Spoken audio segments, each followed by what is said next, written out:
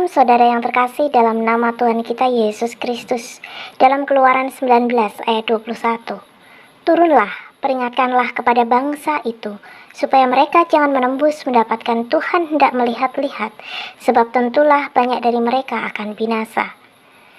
Rasa ingin tahu membuat manusia terus belajar, terus melakukan pencarian, menjelajah berbagai bidang, meneliti, mengumpulkan data dan menarik kesimpulan, menyingkapkan kebenaran.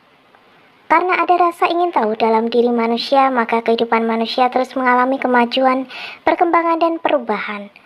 Rasa ingin tahu bisa mendatangkan kebaikan bagi hidup kita. Tetapi di sisi lain kita juga mendapati bahwa rasa ingin tahu kita kadang mencelakakan kita. Oleh karena rasa ingin tahunya, maka Adam dan Hawa jatuh dalam dosa, melanggar ketetapan dan perintah Tuhan. Oleh karena rasa ingin tahu, banyak orang menjadi terjerat narkotika. Oleh karena rasa ingin tahu, tergoda untuk melakukan hal yang tidak berkenan kepada Tuhan. Tuhan mengenal kita dan juga bangsa Israel dengan sangat baik. Ia tahu bahwa kita semua mempunyai rasa ingin tahu yang bisa membahayakan kita.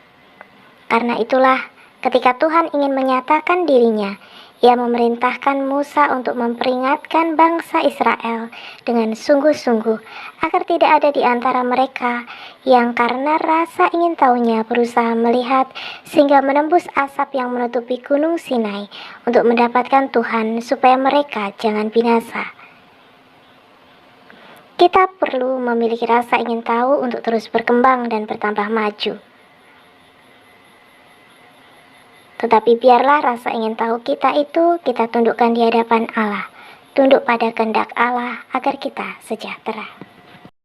Apa Thomas? Suku bunga bank akan naik Pak Daud. Ya. Terusan, terutama harga pangan yang berhubungan dengan impor itu akan naik juga. Oh. Karena nanti akan ada kenaikan BBM tahun depan. Waduh. Nah, karena secara kita lihat kan Pertalite sampai kapan pemerintah bisa subsidi?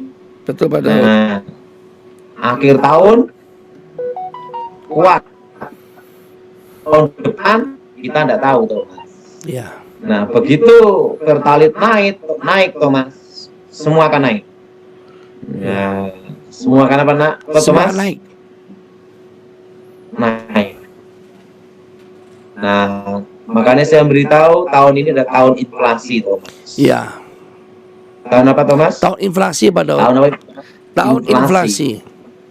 Nah, dan inflasi ini sampai 5 tahun, Thomas. Oh, dahsyat ya Tuhan. Sampai berapa lama, Thomas? 5 tahun Pak Daud. Yaitu 5 tahun inflasi terus, Thomas. Iya. Dan dalam kondisi 5 tahun inflasi ini, kita harus bagaimana sikap kita, Thomas, kan gitu, Thomas. Itu yang paling penting Pak Daud. Kasih tip-tipsnya Pak Daud. Menyambut masa Yang kesusahan. pertama, bertahan dengan apa adanya. Iya. Thomas, Bertahan dengan apa adanya Pak Daud. Apa adanya. Iya. Bertahan apa adanya, Thomas. Iya. Ya, betul, Thomas? Betul Pak Daud. Ya, bertahan apa adanya, Thomas. Nah, yang kedua, serius dengan apa yang ada.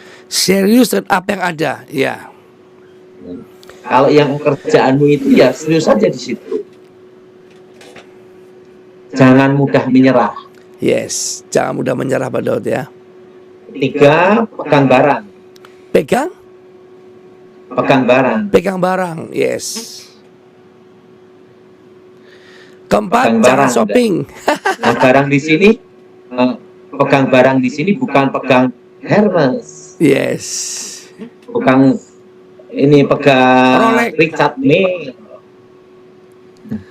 Nah, tetapi apa? Pegang barang yang sifatnya itu investasi jangka pendek. Misalnya emas gitu ya Pak Daud.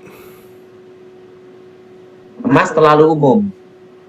Misalnya daganganmu itu adalah kain. Nah, kalau ada untung, belikan kain, diperbesar kainnya. Oh. Pokok intinya itu megang rupiah secukupnya.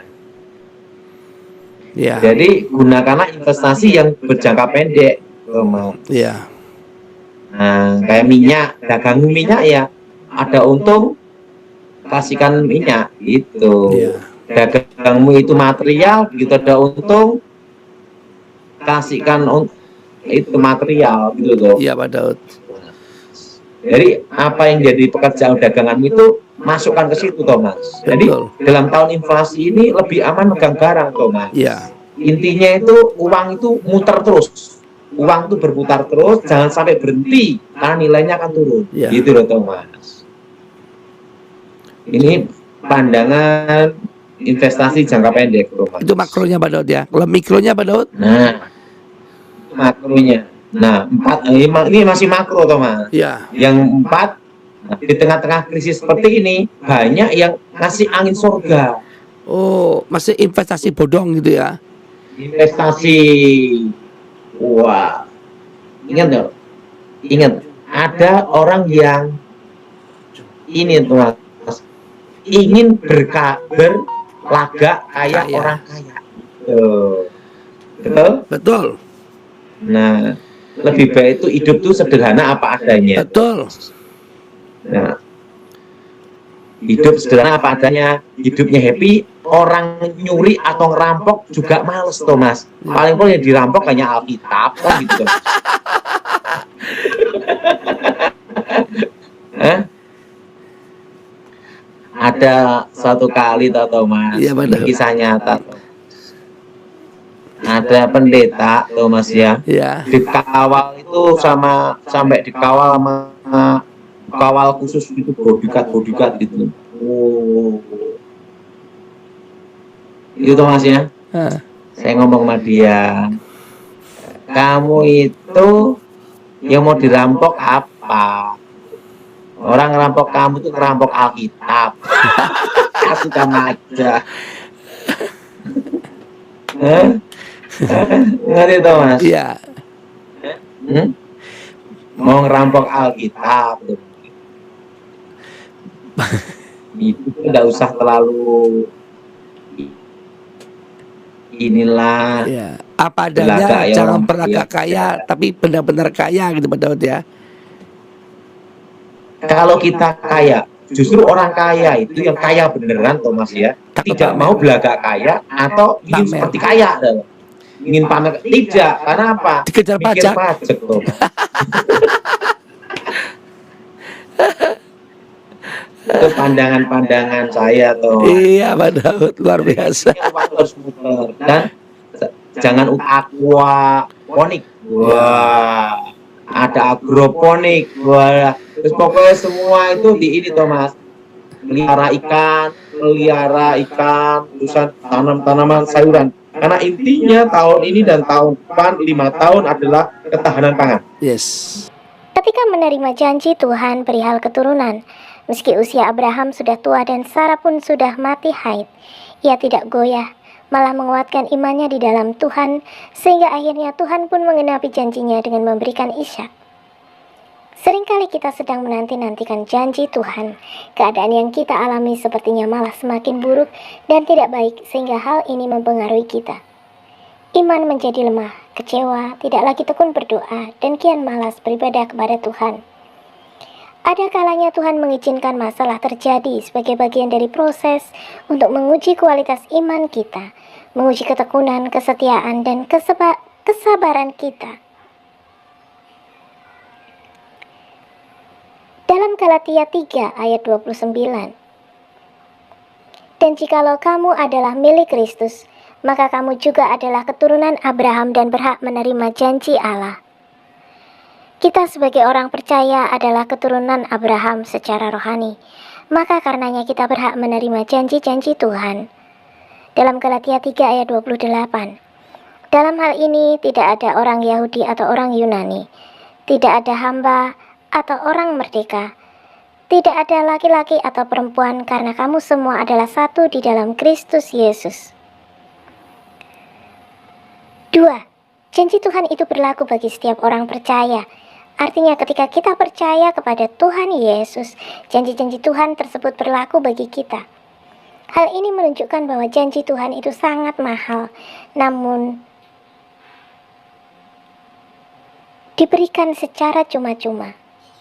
Dikatakan mahal karena janji tersebut tidak berlaku untuk semua orang, hanya berlaku dan disediakan bagi milik Kristus, yaitu pengikut Kristus atau orang yang percaya. Dikatakan cuma-cuma karena barang siapa yang mau bertobat dan menerima Yesus sebagai Tuhan dan Juru Selamat, janji-janji Tuhan itu berlaku dan diberikan pula kepada orang tersebut secara cuma-cuma. Seberat apapun ujian dan tantangan yang ada tak akan mengubah dan menggoyahkannya. Janji Tuhan tetap berlaku untuk kita. Oleh karena itu kita harus tetap kuat dalam iman. Dalam Mazmur 27 ayat 14, nantikanlah Tuhan, kuatkanlah dan teguhkanlah hatimu. Ya, nantikanlah Tuhan. Namun untuk mengalami janji Tuhan dalam hidup ini, ada syarat yang harus kita lakukan. Tuhan berjanji kepada Yosua dalam Yosua 1 ayat 3. Setiap tempat yang akan diinjak oleh telapak kakimu, kuberikan kepadamu, seperti yang telah kujanjikan kepada Musa. Tetapi dengan persyaratan dalam Yosua 1 ayat 7-8, bertindaklah hati-hati sesuai dengan seluruh hukum yang telah diperintahkan kepadamu oleh hambaku Musa. Janganlah menyimpang ke kanan atau ke kiri. Janganlah engkau lupa memperkatakan kitab Taurat ini, tetapi renungkanlah itu siang dan malam. Demikian juga dengan janji yang Tuhan berikan kepada kita. Tentu syaratnya yaitu kita harus tinggal dalam firman-Nya. Ini ada dalam Yohanes 15 ayat 7. Taat melakukan firman Tuhan. Jangan hanya menuntut Tuhan, tapi lakukan bagian kita, lakukan kewajiban kita. Dalam Ibrani 10 ayat 36. Sebab kamu memerlukan ketekunan, supaya kamu melakukan kehendak Allah, kamu memperoleh apa yang dijanjikan itu. Salam damai dalam Tuhan kita Yesus Kristus. Tuhan Yesus memberkati kita semua.